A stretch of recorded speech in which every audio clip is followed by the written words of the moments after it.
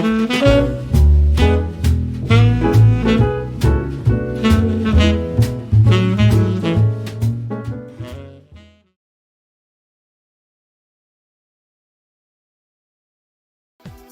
arribat a la biblioteca. Aquí nosaltres comptem amb uns 8.000 llibres d'escacs. Sent la més gran d'Amèrica Llatina en el gènere. Així és, vostès podran consultar tot allò relacionat amb els escacs.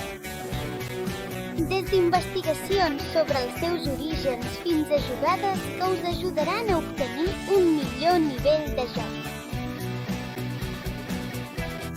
Mira, vet aquí avui. Hola, Bob. Hola, amic. Estic llegint un llibre que parla sobre l'origen dels escacs. Sabíeu que des dels seus inicis els alfils érem elefants? I que quan va arribar a Europa? Ja caram, Dunil, aquesta història ens les has explicat 1000 vegades. De debò? Ja les vaig explicar. No ho recordo. Estan segurs. Diu. Així que millor ajuda'ns a aprendre alguns conceptes per dominar més el joc dels escacs. Els meus amics acaben d'aprendre el moviment de totes les peces.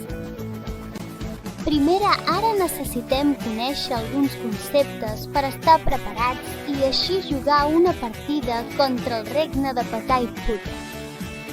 Amb molt de gust us ajudo.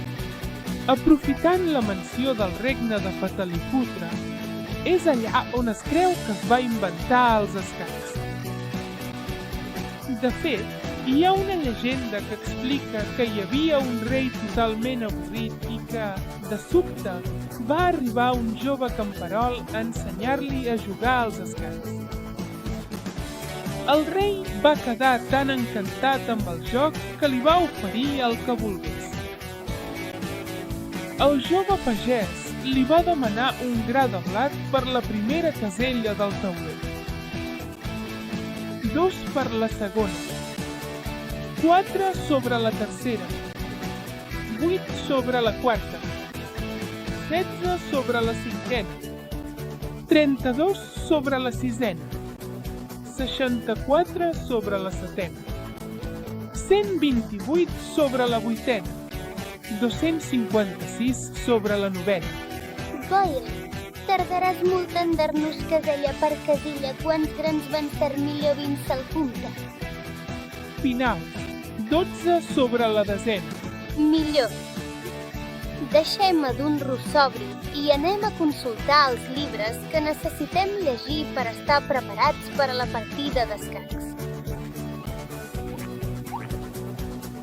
Sí, prendrem aquest llibre que és de nivell bàsic anomenat Aprenem escacs. Aquí llegirem el que necessitem saber. Aquesta pàgina no. Aquesta tampoc. A punt! Aquí és. Això és el que necessitem saber. A tota partida d'escacs, les peces per moure primer són les blanques.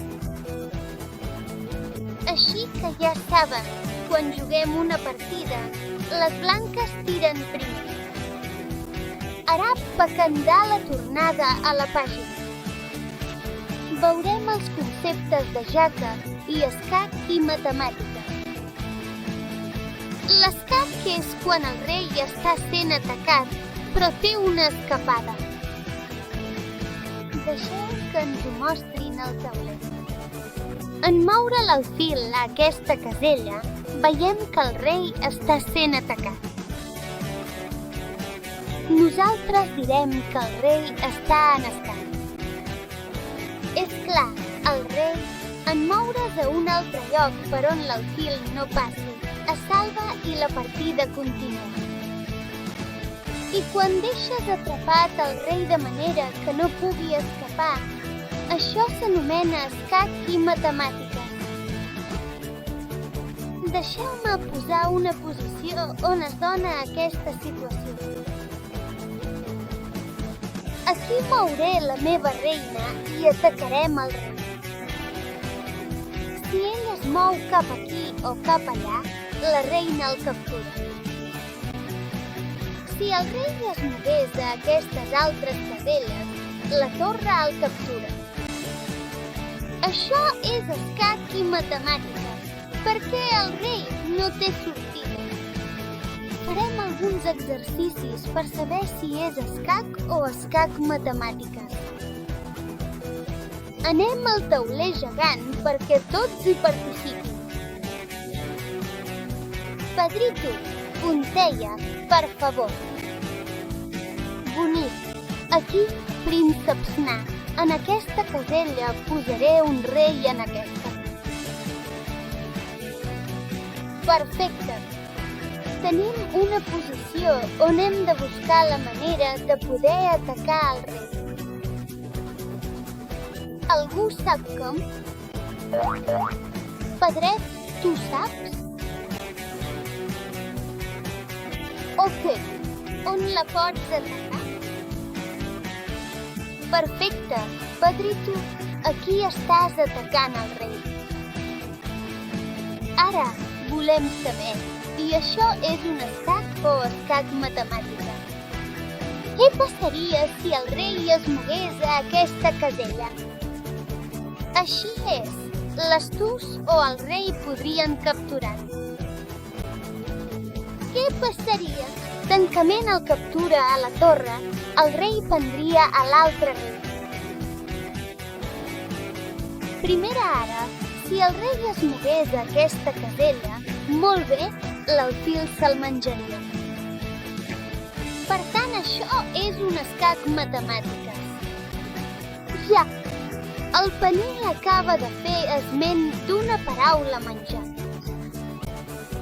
Quan algú captura una peça, està ben dir que se la va menjar. Algunes vegades, quan nosaltres els ensenyem a altres nens com jugar, els diem menja't aquesta. El que fan és prendre la peça i posar-la a la boca. Ja, sí, és cert i és molt divertit, però vostès no ho fan. Quan et diguin menja't aquesta peça, vol dir-te la captura. Bé, seguim amb una altra posició ara, si us plau. Ponia, posa't en aquesta casella. Prínceps Snack, en aquesta altra posarem un alfil contrari aquí i la reina contrària que en aquesta opció les peces contràries estan atacant el nostre rei. Hem de veure si això és escac o escac i matemàtica. Què passaria si el príncep es mogués a qualsevol d'aquestes caselles?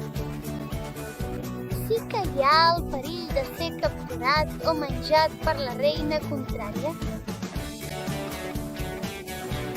Si el príncep no volgués menjar-se la reina. Cura. Capturat per l'alfil.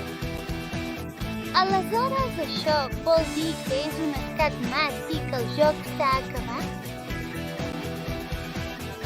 Per suposat que no.